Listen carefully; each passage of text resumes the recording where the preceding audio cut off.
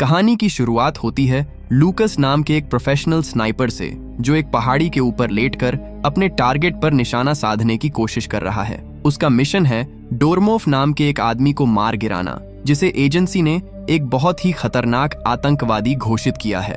डोरमोफ इस वक्त एक ट्रेन में सफर कर रहा है और बेल्जियम जा रहा है। उस ट्रेन के अंदर लूकस का साथी मोरिनो भी मौजूद है, जो उसे लगातार टारगेट की मूवमेंट की पल पल की जानकारी दे रहा है। सब कुछ एकदम प्लान के मुताबिक चल रहा होता है, लेकिन तभी अचानक से एक छोटी बच्ची डोरमोफ के एकदम सामने आ जाती है।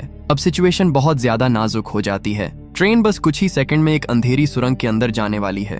अगर अभी गोली नहीं चली तो मिशन पूरी तरह से फेल हो सकता है, लेकिन अगर निशाना जरा भी चूका तो एक मासूम की जान जा सकती है। एकदम आखिरी पल में लूकस ट्रिगर दबाता है, गोली सीधे डोरमोफ को जा लगती है और मिशन पूरा हो जाता है। मिशन के बाद मोरिनो उसकी बहुत तारीफ करता है, क्योंकि जो काम 6 स्नाइपर्स मिलकर भी नहीं कर पाए थे, वो काम लूकस ने अकेले कर दिखाया। लेकिन लूकस कहता है कि मेरा निशाना उसके सर पर मारने का था, लेकिन गोली उसकी गर्दन में जा लगी। अगर मेरा निशाना जरा सा भी चूक जाता तो वो गोली उस बच्ची को लग सकती थी। इसी खौफ की वजह से वो फैसला करता है कि अब वो यह खतरनाक काम हमेशा के लिए छोड़ देगा और एक शांत जिंदगी जीने की कोशिश करेगा।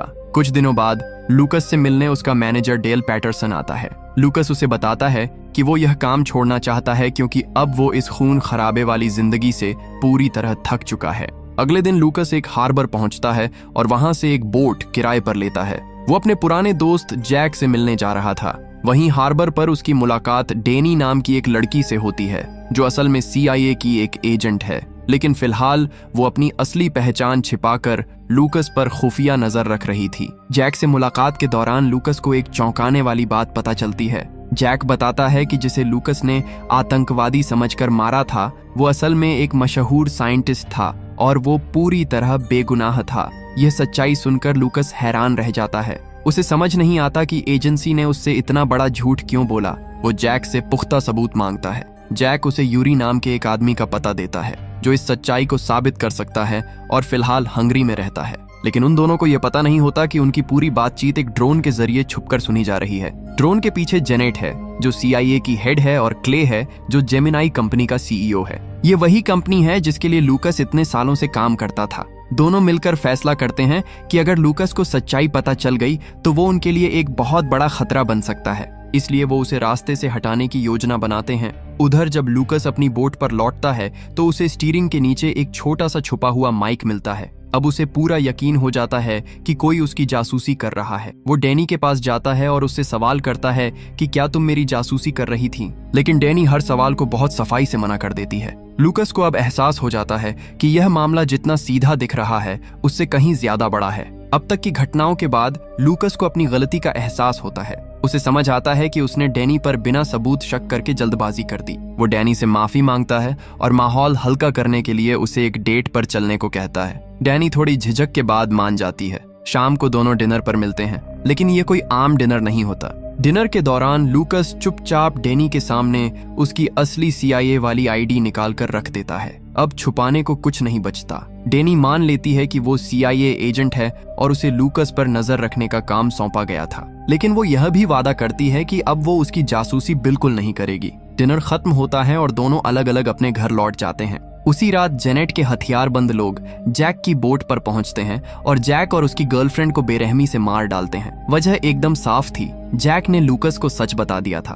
दूसरी तरफ अपने घर में गहरी नींद में सो रहा लूकस अचानक एक हल्की सी आहट से जाग जाता है। वो महसूस करता है कि कोई उसके घर के अंदर घुस आया है। बिना देर किए वो मोरिनो को फोन करता है और उसे तुरंत वहां से भाग जाने को कहता है, लेकिन इससे पहले कि मोरिनो पूरी बात समझ पाता, उसे भी मार दिया जाता है। अब लूकस समझ चुका है कि यह सीधा एक क्लीन अप ऑपरेशन है। वो अपनी बंदूक निकालता है और घर में घुसे एजेंट्स को मौत के घाट उतार देता है। इसके बाद वो सीधे भागकर डैनी के घर पहुंचता है। डैनी को गहरी नींद में सोता देखकर लूकस समझ जाता है कि उसने यह हमला प्लान नहीं किया था। अगर वो साजिश में शामिल होती तो इस वक्त जाग रही होती। इसका मतलब साफ है कि अब डैनी की जान भी खतरे में है। वो डैनी को जगाता है और कहता है कि उन्हें जान बचाने के लिए तुरंत यहाँ से निकलना होगा। डैनी बोट की चाबी लेने अंदर जाती है, तभी एक एजेंट उस पर जानलेवा हमला कर देता है। लेकिन डैनी भी एक ट्रेंड एजेंट है। दोनों के बीच जबरदस्त हाथापाई होती है। आखिरकार डैनी उसे अपने काबू में कर लेती है, उसकी बंदूक छीन लेती है और कड़ी पूछताछ करती है। उसे पता चलता है कि यह सब खुद जेनेट के सीधे आदेश पर हुआ है। कुछ देर बाद लूकस भी वहां पहुंच जाता है। डेनी उसे सारी सच्चाई बताती है। अब दोनों अच्छे से समझ चुके हैं कि वे एक ही खेल में फंसे हैं, इसलिए वे साथ मिलकर भागने का फैसला करते हैं। दोनों एक स्पीड बोट में बैठकर वहां से रातों रात निकल जाते हैं। अगली सुबह वे एक समुद्र किनारे पहुंचते हैं, जहां लूकस डेनी का जख्म साफ कर रहा होता है। तभी उनका पुराना दोस्त अपना हेलीकॉप्टर लेकर वहां उतरता है, जिसका नाम बेरी है। बेरी एक ऐसा माहिर पायलट है जो प्लेन से लेकर रॉकेट तक उड़ा सकता है। उधर क्ले गुस्से में जेनेट से मिलता है। वो बहुत नाराज है क्योंकि इतने सारे एजेंट्स मिलकर भी लूकस को खत्म नहीं कर पाए। अब क्ले खुद पूरा मामला संभालने का फैसला करता है। वो अपने सबसे खास स्नाइपर को लूकस को मारने का मिशन सौंपता है। लूकस पैटरसन को फोन मिलाता है और पूरी सच्चाई बताता है। पैटरसन साफ कह देता है कि जेमिनाई और CIA दोनों बहुत ऊंची ताकतें हैं। वो खुलकर लूकस की मदद नहीं कर सकता, लेकिन वो एक बहुत बड़ा राज बताता है। डोर्मोफ कोई आतंकवादी नहीं था, वो एक मशहूर साइंटिस्ट था। जब उसने जेमिनाई के लिए काम करने से साफ इनकार कर दिया, तब क्ले ने उसे मरवाने का आदेश दिया और लूकस को एक मोहरे की तरह इस्तेमाल किया गया। ये सुनकर लूकस के अंदर गुस्सा और पछतावा दोनों भर जाते हैं। इसके बाद लूकस, डेनी और बेरी कोलंबिया देश पहुंचते हैं और एक सुरक्षित होटल में रुकते हैं। अगली सुबह लूकस की नजर सामने वाली ऊंची बिल्डिंग पर पड़ती है। वहां एक स्नाइपर पूरी तरह से तैयार मौजूद है। लूकस समझ जाता है कि खेल शुरू हो चुका है। वो होटल से बाहर निकलता है ताकि स्नाइपर सिर्फ उसका पीछा करे और डेनी और बेरी वहां से सुरक्षित निकल सकें। जैसे ही वो बाहर आता है, खतरनाक पीछा शुरू हो जाता है। जल्द ही दोनों के बीच भारी गोलीबारी छिड़ जाती है। लेकिन इसी लड़ाई के दौरान लूकस को कुछ बहुत अजीब महसूस होता है। वो स्नाइपर बिल्कुल उसकी ही तरह लड़ रहा है। हर मूवमेंट, हर रणनीति मानो उसका ही एक छोटा वर्जन हो। मौका मिलने के बावजूद लूकस उसे मारता नहीं है। वो चुपचाप पीछे हट जाता है। लेकिन वो जूनियर स्नाइपर हार नहीं मानता और लगातार उसका पीछा करता रहता है। लंबी दौड़ भाग के बाद जूनियर आखिरकार लूकस को घेर लेता है। लेकिन तभी वहां कोलंबिया की पुलिस पहुंच जाती है और लूकस गिरफ्तार हो जाता है। कुछ देर बाद डेनी पुलिस स्टेशन पहुंचती है। वो अपना CIA बैज दिखाती है और लूकस को अपने साथ बाहर ले जाती है। अब तीनों, लूकस, डेनी और बेरी, हंगरी के लिए निकल पड़ते हैं ताकि यूरी से मिलकर जेमिनाई का पूरा सच दुनिया के सामने ला सकें। सफर के रास्ते में डेनी चुपचाप लूकस से एक सवाल पूछती है, क्या वो जूनियर स्नाइपर असल में तुम्हारा बेटा है? डेनी के सवाल पर लूकस सख्ती से इनकार कर देता है। वो कहता है कि मुझे इस बारे में कुछ भी नहीं पता और ना ही मेरा दुनिया में कोई बेटा है। लेकिन दूसरी तरफ जूनियर सीधा क्ले के घर पहुंचता है। क्ले खुद उसकी मरहम पट्टी कर रहा होता है। जूनियर के मन में अब कई सवाल उठ चुके हैं। उसकी और लूकस की स्किल्स, मूवमेंट, सोचने का तरीका, सब कुछ इतना ज्यादा एक जैसा क्यों है? जब वो क्ले से यह सीधे सवाल करता है तो क्ले बात को टालने की कोशिश करता है। वो कहता है कि इन सब बातों पर ध्यान मत दो।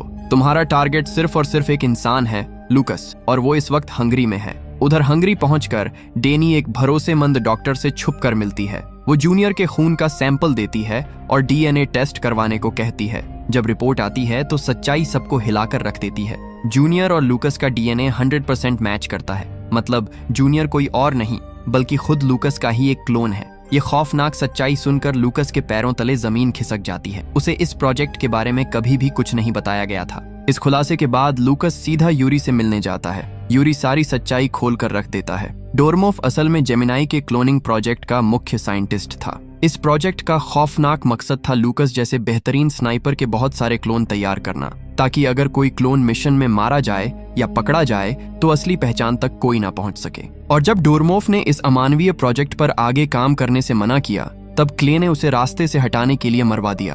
अब लूकस को सब समझ आने लगता है। उसे इतने सालों तक एक मोहरे की तरह इस्तेमाल किया गया था। सच्चाई जानने के बाद लूकस का खून खौल उठता है और वो एक प्लान बनाता है। वो चाहता है कि जूनियर से आमने सामने मिलकर उसे पूरी सच्चाई बताए। वो किसी तरह जेनेट तक एक मैसेज पहुंचाता है और एक डील रखता है, मेरी और उस जूनियर की मीटिंग कराओ, बदले में तुम्हारी एजेंट सुरक्षित लौट आएगी, वरना हालात तुम्हारे खिलाफ बहुत बुरे हो जाएंगे। मजबूरी में जेनेट तैयार हो जाती है। रात के अंधेरे में एक सुनसान गार्डन में जूनियर और डेनी की मुलाकात होती है। जूनियर पूरी तलाशी लेता है, लेकिन लूकस वहां सामने नहीं आता। जूनियर डेनी को बंदूक की नोक पर एक सुरंग में ले जाता है और लूकस को अंदर आने की चुनौती देता है। साथ ही वो सुरंग के रास्ते में एक ग्रेनेड फिट कर देता है, ताकि जैसे ही लूकस अंदर आए वो धमाके में हमेशा के लिए खत्म हो जाए। कुछ ही पलों बाद सुरंग में एक जोरदार धमाका होता है। जूनियर जब संतुष्टि के साथ अंदर जाकर लाश देखने पहुंचता है, तभी अचानक पीछे से लूकस उसकी तरफ बंदूक तान देता है। असल में डेनी ने अपने दांतों के बीच एक माइक्रो माइक छुपाया हुआ था।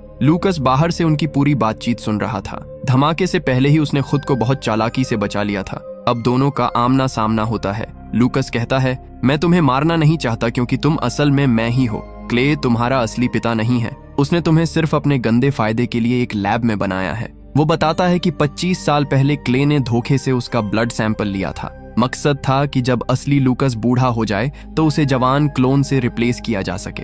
वो भरोसा दिलाने के लिए यह भी कहता है कि उसे मधुमक्खियों से भयंकर एलर्जी है और उसे बेवजह किसी को मारना बिल्कुल पसंद नहीं। जूनियर कुछ पल के लिए डगमगाता है, लेकिन फिर सच मानने से इनकार कर देता है। वो दोबारा पागल होकर हमला करता है। दोनों के बीच जबरदस्त फाइट होती है और लड़ते लड़ते दोनों गहरे पानी में जा गिरते हैं। जूनियर लगभग लूकस को डुबोकर मारने ही वाला होता है कि डेनी बीच में आ जाती है और लूकस की जान बचाती है। मौका देखकर जूनियर वहां से तुरंत भाग जाता है। अब जूनियर सीधा भागकर जेमिनाई के हेडक्वार्टर पहुंचता है और क्ले से आंखों में आंखें डालकर सच्चाई मांगता है। क्ले मान लेता है कि हाँ, तुम एक क्लोन हो, लेकिन मैंने तुम्हें इसलिए सच नहीं बताया ताकि तुम इमोशनली कमजोर ना पड़ो। मैं चाहता था कि तुम दुनिया के सबसे मजबूत इंसान बनो। वो अपनी मीठी बातों से जूनियर को फिर यकीन दिलाता है कि चाहे वो क्लोन हो, लेकिन उसने हमेशा उसे अपने सगे बेटे की तरह ही माना है। जूनियर प्यार का भूखा था, इसलिए एक बार फिर क्ले के झांसे में आ जाता है। कुछ समय बाद वो क्ले के कहने पर दोबारा लूकस को ट्रैक करता है। इस बार वो उसे मधुमक्खी के उस खतरनाक जहर से इन्फेक्ट कर देता है। लूकस जमीन पर गिरकर तड़पने लगता है। जूनियर ये सब देखकर समझ जाता है कि एलर्जी बिल्कुल वही है, दर्द वही है,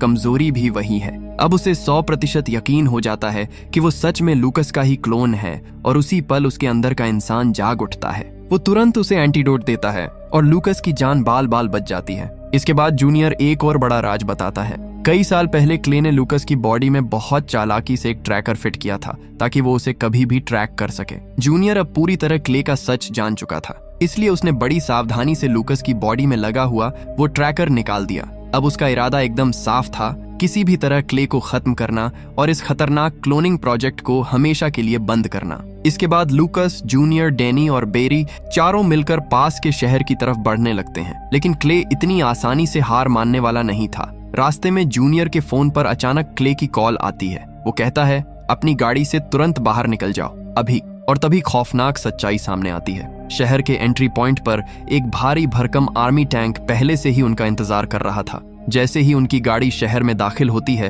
टैंक सीधा उन पर एक खतरनाक मिसाइल दाग देता है। भयानक धमाका होता है और गाड़ी हवा में उछल जाती है। लूकस, डेनी और जूनियर अपनी फुर्ती से किसी तरह बच जाते हैं, लेकिन बेरी, उनका पुराना दोस्त, इस भयानक हमले में मारा जाता है। बेरी की मौत लूकस के दिल पर गहरा और ना भरने वाला वार करती है। धमाके के तुरंत बाद जेमिनाई के हथियारों से लैस सोल्जर्स चारों तरफ से उन्हें घेर लेते हैं। क्ले बिना हिचकिचाए ऑर्डर देता है कि सबको गोलियों से भूनकर खत्म कर दो और फिर गोलियों की भयंकर बारिश शुरू हो जाती है। लूकस और डेनी तुरंत अपनी पोजीशन लेते हैं। दोनों एक शानदार टीम की तरह लड़ते हैं, हर शॉट सटीक, हर मूवमेंट सोच समझकर। लेकिन दुश्मनों की संख्या बहुत ज्यादा थी, इसलिए वे पास के एक पक्के घर में घुसकर डिफेंस लेने का फैसला करते हैं। इसी बीच डेनी के पैर में एक गोली आकर लग जाती है। दर्द के बावजूद वो हिम्मत नहीं हारती और लूकस उसे संभालते हुए अंदर ले जाता है। उधर जूनियर इस पागलपन को रोकने के लिए सीधे क्ले के पास पहुंचता है और हमला रोकने को कहता है, लेकिन क्ले साफ इनकार कर देता है। यह देखकर जूनियर पहली बार उसके खिलाफ पूरी ताकत से खड़ा हो जाता है। वो क्ले पर जोरदार हमला करके उसे वहीं बेहोश कर देता है। इसके बाद वो लूकस की मदद करने के लिए वापस लौटता है। घर के अंदर जबरदस्त फायर फाइट चल रही होती है। जूनियर सोल्जर्स को खत्म करते हुए अंदर घुसता है। तभी एक अजीब सा मास्क पहने हुए ताकतवर सोल्जर उन पर हमला करता है। लूकस, डेनी और जूनियर तीनों मिलकर उस पर अंधाधुंध गोलियां बरसाते हैं। लेकिन अजीब बात यह थी कि उस पर गोलियों का कोई असर ही नहीं हो रहा था, यहाँ तक कि आग भी पूरी तरह बेअसर थी। आखिरकार जूनियर उसके करीब जाता है और लगातार गोलियां चलाता है जब तक कि वो जमीन पर गिर नहीं जाता। जब वे उसका भारी मास्क हटाते हैं तो सब सन्न रह जाते हैं। वो सोल्जर भी लूकस का ही एक और क्लोन था और उम्र में जूनियर से भी ज्यादा छोटा। इसका मतलब बहुत भयानक था। जेमिनाई सिर्फ एक नहीं, पूरी की पूरी क्लोन आर्मी बना चुका था।